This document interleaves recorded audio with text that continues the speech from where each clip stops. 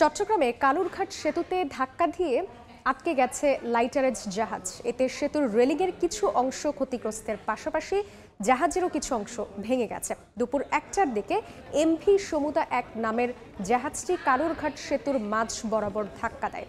জাহাজের শ্রমিকরা জানান, কর্ণফুলী নদীর পশ্চিম প্রান্তের এ.কে. খান ডক ইয়ার্ড থেকে প্রবল স্রোত এবং তীব্র বাতাসে জাহাজটি ভেসে এসে দুর্ঘটনা ঘটে। ঘটনার পর রেলওয়ে পূর্বাঞ্চলের সেতু প্রকৌশল বিভাগের কর্মকর্তা ও সেতুর সংস্কার কাজে নিয়োজিত ঠিকাদার সহ সংশ্লিষ্ট কর্মকর্তারা সেতু পরিদর্শন করছেন। দিক থেকে বেশি এসে ইঞ্জিন বিকল ছিল, এসে মেরে দিছে, বিরাট শব্দ হয়েছে।